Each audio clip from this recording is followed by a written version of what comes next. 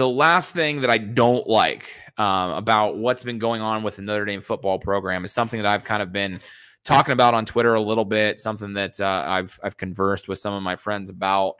Notre Dame struggles with recruiting. Now, I know Notre Dame has the number 3 class, so don't jump at me just yet. But their struggles with recruiting in regards to name, image, and likeness. Okay, and so if you missed it this past week, the crown jewel of Notre Dame's recruiting class, of the class of 2023, Keon Keeley, decommitted from Notre Dame. And there are a lot of reasons why that possibly happened that we'll sort of kind of allude to and touch on here. One of the guys that if you were going to go in and peg, okay, where are the guys that make this class a lot different from Notre Dame classes of seasons past? Keon Keeley is one of those guys that you would point to.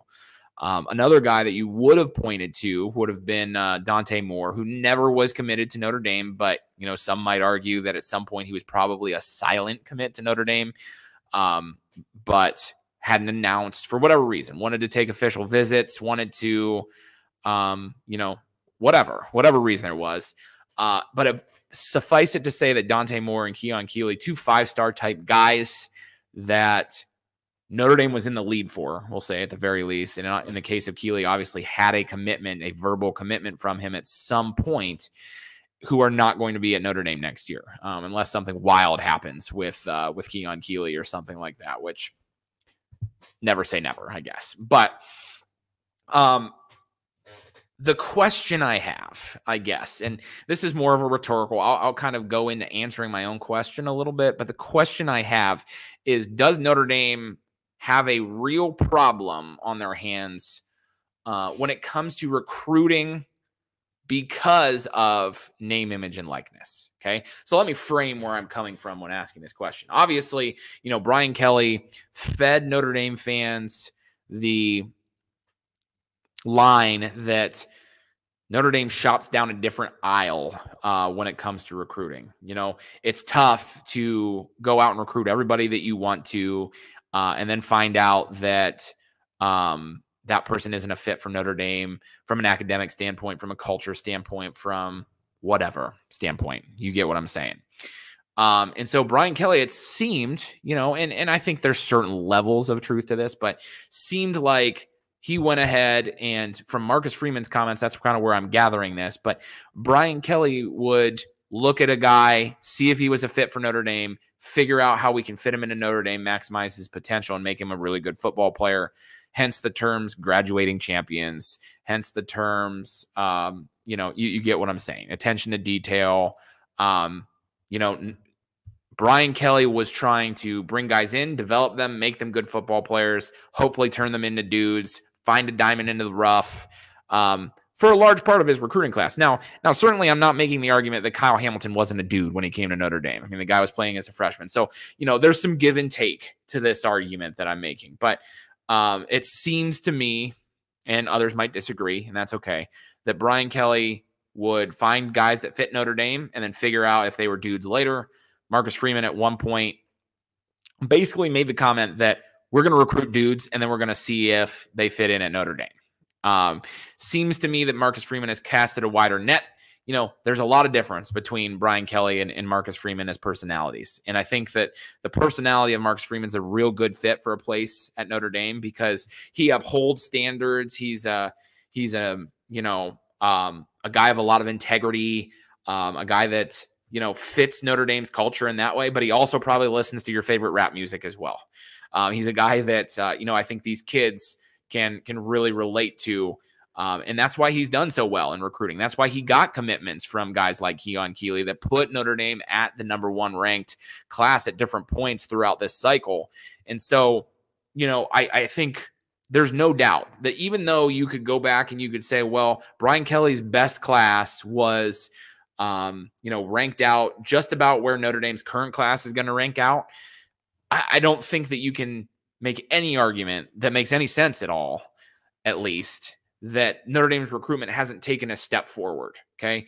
And so, yes, I know that I'm about to kind of complain about a class that's one of the best we've seen in the last 20 years, but it's hard as Notre Dame fans to think about how it could have been better given different circumstances. So, obviously the narrative on recruiting has changed. But, when you look at what happened with Keon Keeley and what happened with Dante Moore, one can only assume what happened was that basically NIL offers were better at other schools. And other schools were willing to throw around guaranteed money to get commitments out of these guys. Notre Dame wasn't necessarily willing to do that. I have my theories about how this all works. I think that basically what goes on is that, certain schools have partnerships with companies, alumni, whoever, and they're telling recruits, hey, you sign on the dotted line on National Signing Day. That's all you need to get your first NIL money. And it's guaranteed money. You're not going to play football forever. There's a chance you could come to college and get hurt. At least you've got that guaranteed money. And for a guy like Keon Keeley, a Dante Moore, could be possible that was very, very appealing to them. Notre Dame's package, Notre Dame, instead of offering that guaranteed money, and this is how I think NIL is supposed to work, to be honest with you. I think this is the spirit of name, image, and likeness. Notre Dame says, well, listen, you come to Notre Dame, you're going to have a Notre Dame education. You're going to, be exposed because you're going to play in nationally televised games every week. You're going to be on a really good football team. You're going to, if something happens to you, you got a Notre Dame education. And once you get here, you're going to have the opportunity to get some NIL money. But the difference is that guaranteed portion of it. And, to me, and we can talk about how to fix NIL all we want. To me, the big thing is that NIL should not be mentioned in recruiting. Certainly, you're never going to take NIL out of the picture altogether. However, because, recruits are going to be smart enough to understand that my exposure and my ability to gain NIL money is going to be greater at a place like Alabama, Ohio State, Notre Dame, those places, as opposed to a Houston or as opposed to a Vanderbilt or whatever the situation is. I got a comment on here that I want to kind of just address real quick. It's a new one. It says NIL isn't restricted to certain programs. Blaming NIL is blaming the program for not recruiting to the full extent. I mean, that's an interesting way to put it. And I don't 100% disagree. I really don't. However, Notre Dame is doing NIL differently than other schools are. And I think that Notre Dame has an approach where they're going to, like I say, they're going to bring them in. They're going to sell them on the Notre Dame experience.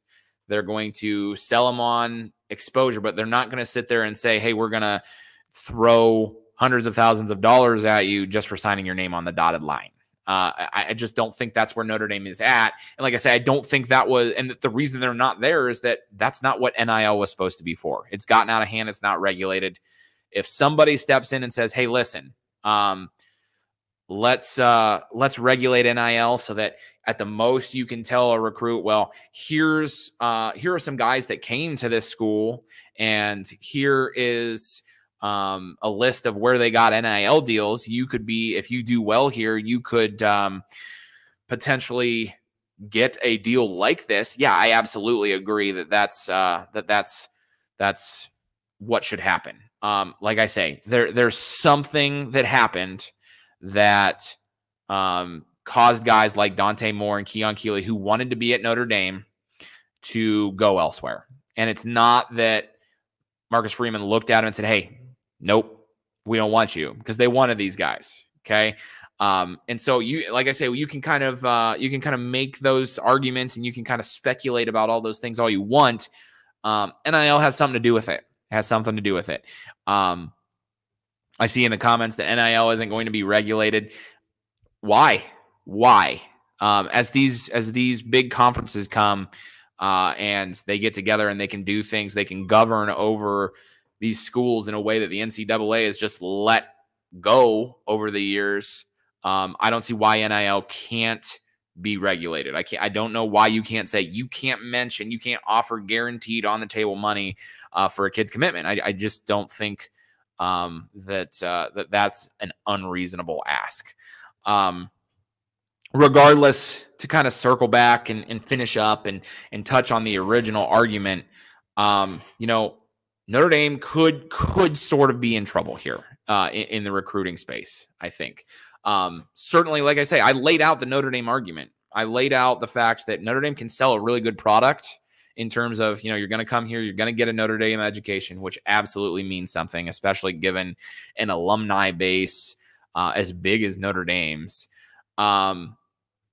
You can sell top quality football. You can sell, hey, you come here and, if to kind of quote the Manti Te'o documentary, you can go to Alabama and be the next really great player, or you can come here and be the only Manti Te'o or the only Keon Keeley or the only Dante Moore or whatever. Okay. There's things that you can sell at Notre Dame that mean something. There really are. And if people make the argument otherwise, it's just not true. You've got a unique opportunity at Notre Dame to be the guy that elevates Notre Dame to the next level, to bring them from kind of the second tier of college football into that top tier, competing for a national championship, winning major bowl games, getting to the college football playoff, winning college football playoff games. Those things can be sold to some of these players, but I really, really worry that with NIL as currently constructed, that Notre Dame is going to miss out on the Dante Moores, the Keon Keeleys, which are going to be the guys that ultimately are going to make the biggest difference in doing that, in taking the next step of the program.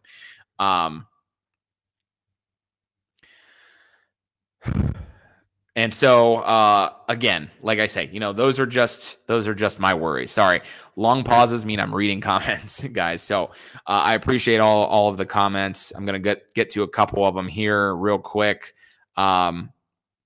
Here's one from Will, who we mentioned earlier. Keon wasn't because of NIL. It was because of Saban's record of producing great defensive players.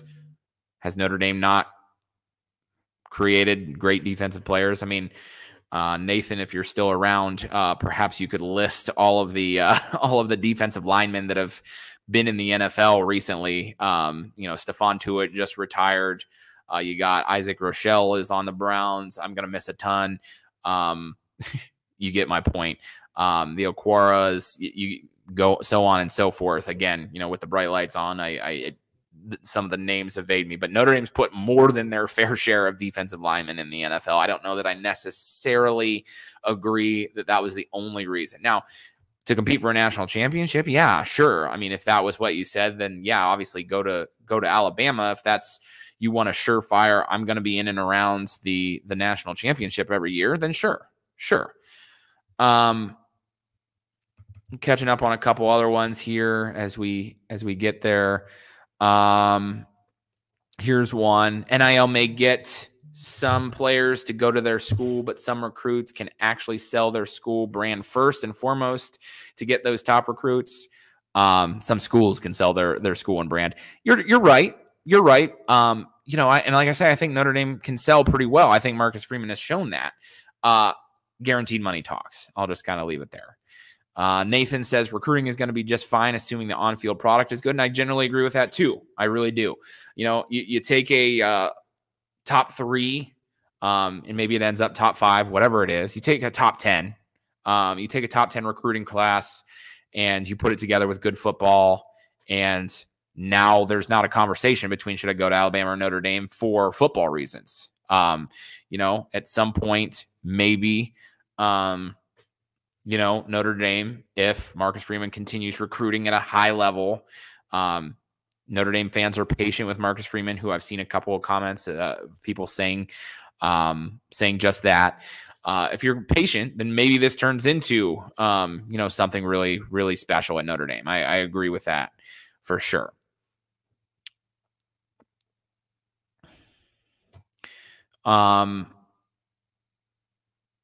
We got a comment. You signed a QB. Why wouldn't Moore go someplace else? CJ Carr is in the 2024 class.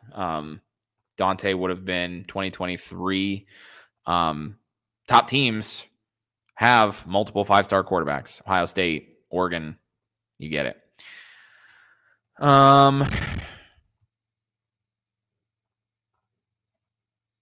catching up on a couple comments here. I don't know. I think pretty much everyone's just kind of having a conversation in the comments. I like this one. They, meaning schools, have to target their players, specifically quarterbacks, who are well off and won't be as influenced by an NIL bag. I mean, sure, okay. I mean, I guess I didn't read that whole comment before I put it up there, but you're right. Until NIL is regulated, it may be necessary to focus their energy on the 4 stars. I don't know that I agreed with that either, to be honest with you. That's an interesting thought. I think that, and here's the other thing, anybody that follows recruiting will tell you that the difference between, some of the highly rated 4 stars and the 5 stars, I mean, is there that big of a difference? No, not really. I'm not a guy that, puts a ton of emphasis on stars because, a lot of these, in Notre Dame's class, a Brendan Vernon is a good example, in my opinion, of a guy that's probably an underranked 4-star, but just doesn't have the same level of exposure, whether that's by choice or just by where he plays or whatever. I don't know. And so therefore, I don't know that I necessarily, feel that, you have to go get 5 stars. I don't believe that. But, in a lot of instances, I mean, it's a no-brainer. This kid's really good. Keon Keeley is a no-brainer 5-star athlete. And so the more of those guys that you can get, the more you can, the better you're going to be. I mean, it's Jimmys and Joes and not X's and O's, as the old saying goes.